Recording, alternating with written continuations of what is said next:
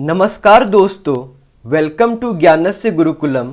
In this video, we are going to discuss GPSC mains questions which is explain the different functions of the government। किसका functions? Governor का। and compare it with that of the president। तो इसमें दो part हैं, तो दोनों 20-20 number का है। तो पहला पार्ट में हम लोग देखते हैं कि ये हमारा पहले हमने कुछ डेफिनेशंस लिखा है, गवर्नर के बारे में इंट्रोडक्शन लिखा है। The governor is the nominal head of the state and he acts as the agent of central government. वो किसका एजेंट होता है? सेंट्रल गवर्नमेंट का। He is a part of the state executive. अब बताइए, अब देखिए कि यहाँ पे ये हमारा कौन हो गया? गवर्नर। और ये कौन हो गया? प्रेसिडेंट। तो कौन एजेंट है? So she is the agent. Executive functions, तो एग्जीक्यूटिव फंक्शंस मैंने यहाँ पे लिखा है और मैं आपको ट्रिक भी बताता हूँ याद करने का। सबसे पहले आपको एग्जीक्यूटिव एक्शन के बारे में लिखना है। All executive actions of the government are formally taken in the name of the government. जितने भी एग्जीक्यूटिव एक्शंस होते हैं वो किसके नाम से पे लिए जाते हैं? गवर्नर के। नेक्स्ट है, वो गवर्नर जो है he makes rules for convenient transaction of business of the government।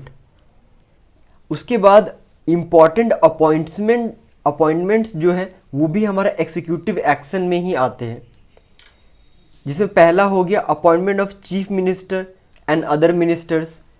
उसके बाद appointment of a tribal welfare minister, ये बहुत इंपॉर्टेंट है, in the states of Jharkhand, MP, Chhattisgarh and Orissa. उसके बाद है state election commissioner is appointed by the governor.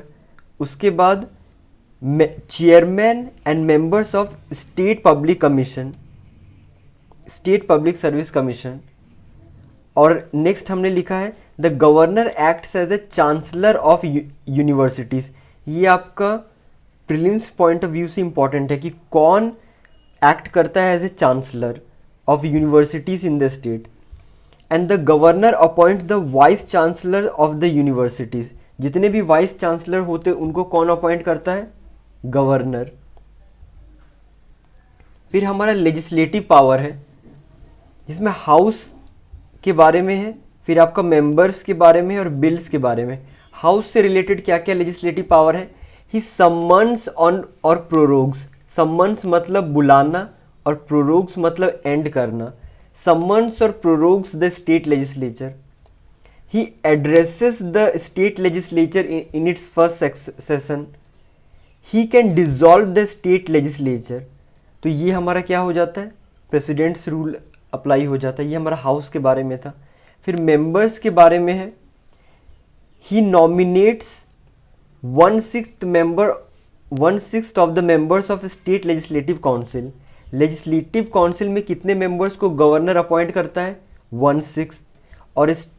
और हमारा जो स्टेट लेजिस्लेटिव असेंबली है, यहाँ पे स्टेट लेजिस्लेचर लिखा गया है तो उसको हम समझेंगे स्टेट लेजिस्लेटिव असेंबली। उसमें कितने मेंबर्स को करता है? 1 member from the Anglo Indian community and if he is not adequately represented in the legislature. जब एक बिल जाता है गवर्नर के पास तो उसके पास क्या क्या ऑप्शंस होते हैं? पहला, उस पर साइन कर दे, give his assent, withhold his assent जो आपका क्या है? वीटो पावर है, return the bill for reconsideration of the state legislature, और reserve the bill for the consideration of the president. Next हमारा है जुडिशियल पावर्स। तो सबसे पहला है he appoints the district judges in consultation with the state high court।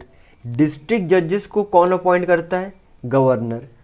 फिर next हमारा है president consults the governor while making appointments in the state high court। देखिए इसमें आपको कन्फ्यूज़न होगा एग्जाम में कि आपको पूछा जाएगा कि स्टेट हाई कोर्ट के जो चीफ जस्टिस है या जजेस है उसको कौन अपॉइंट करता है। तो हो सकता है कि आप गवर्नर मार दें, लेकिन उसका आंसर होगा प्रेसिडेंट। गवर्नर सिर्फ डिस्ट्रिक्ट जजेस को ही अपॉइंट करता है।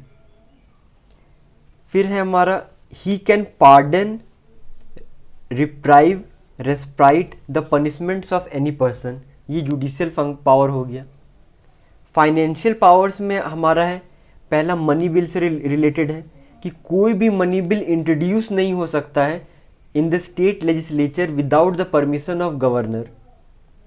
दूसरा है जो हमारे स्टेट फाइनेंस कमीशन के मेंबर्स होते हैं उन्हें कौन अपॉइंट करता है, गवर्नर।